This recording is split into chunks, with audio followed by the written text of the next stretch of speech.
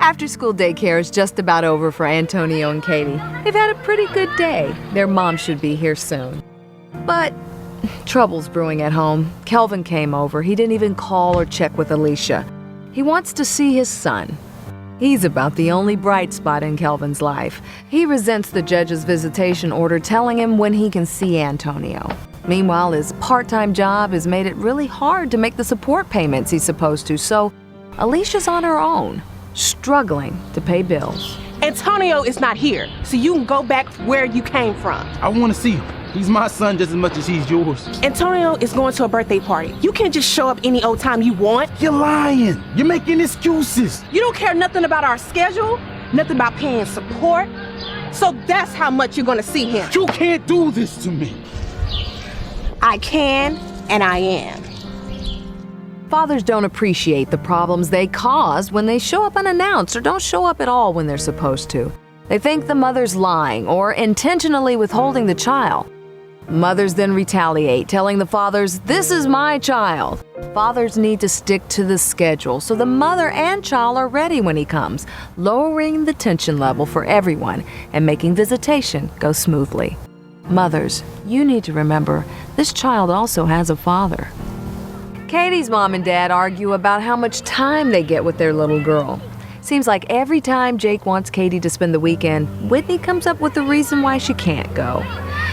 She's jealous of the good relationship Katie has with Jake's girlfriend. Hey, Katie! Where is she? She's here. He can use it. I'm here to pick up Katie. Well, she's not going. I made plans for her to go to my family reunion a month ago. Her favorite friends invited her to sleep over. I said she could.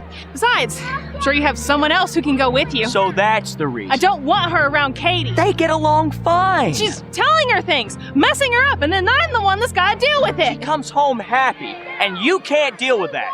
You don't want anyone to move on and be happy. Fathers tend to go along with the stepmother or girlfriend. Meanwhile, the child is caught in the middle, trying to please all the adults. I'm the last one picked up. Miss Danielle stays with me.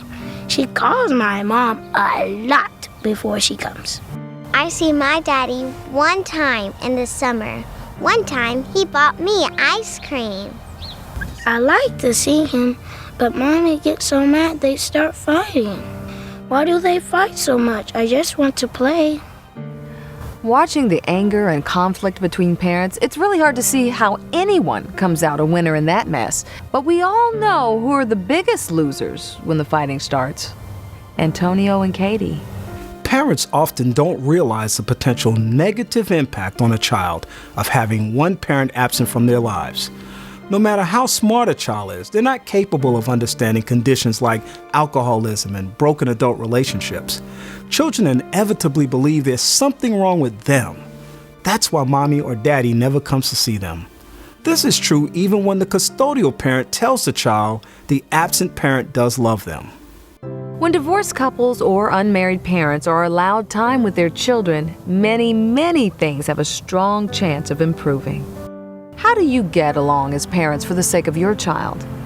Here are some resources that many couples have used that have helped change their lives from one of combat to cooperation. UpToParents.org, AlabamaMarriage.org, and BonusFamilies.com. When my dad doesn't come to see me or play with me, I must be bad or something. He doesn't want to see me. The teacher told us to write something about our dad. I asked Wesley if I could write about his dad. He's my coach. 'Cause I really don't know much about my dad. He lives kind of far away, I guess. Sometimes he calls, but not too much. I'm a good reader now. I wish I could read for him. This book is about a little girl who's all alone. Fatherhood facts. In the 1950s, 80% of all American children grew up in a home with both a mom and dad who were married to each other. Today, that's dropped to 50%. Divorced and unmarried parents having babies have dramatically altered children's lives. And does that mean that all children really need is one parent? No. Mothers often say they can be both mother and father for a child, but statistics show otherwise. Children need both parents to develop into healthy adults. Children from father-absent homes are 5 times more likely to live in poverty, 3 times more likely to fail in school, and 2 to 3 times more likely to develop emotional and behavioral problems, and 3 times more likely to commit suicide. The chief predictor of crime in a neighborhood is the percentage of homes without fathers. Up to 70% of adolescents charged with murder are from fatherless homes. Up to 70% of long-term prison inmates grew up with no dad in their home. Re-engaging fathers will change lives. Non-custodial parents are far more likely to pay child support if they spend time with their children. And performance and productivity in school increases when both parents are involved. In courts across Alabama, it's very common for there to be 2 separate decisions. 1, dealing with the amount and schedule for child support, and 2, visitation rights or parenting time. Just because a parent doesn't pay child support doesn't mean visitation time should be canceled. We've learned the 2 are very closely related. When a non-custodial parent has opportunities to spend meaningful time with their children, they're much more likely to pay child support and be a part of that child's life. At the same time, the children do better knowing they have 2 parents who care about them. So what can a non-custodial parent do to get the ball rolling? Send a postcard or an email to your child, establishing regular contact. Hopefully, this will lead to parenting time in person. And one more thing. If a custodial parent digs in their heels and won't let the children visit their biological father or mother, many children will later turn against the custodial parent. The custodial parent can also encourage the non-custodial parent to be a part of their child's life by telling the non-custodial parent what the child is doing at home and in school, and then encouraging the child to do the same. Both parents should avoid saying negative things about the other parent in front of the child. Just think how that makes the child feel. We realize none of these steps are easy, but that's why we're here to help you, and that helps your children. I have the right to be treated as an important human being with unique feelings, ideas, and desires. I have the right to a sense of security and belonging from a loving and nurturing environment.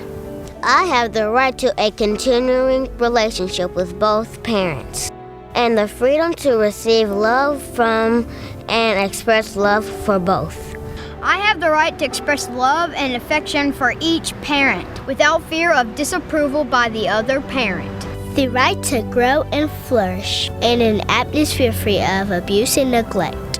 I have the right to be a kid and to be insulated from the conflict and problems of the parents.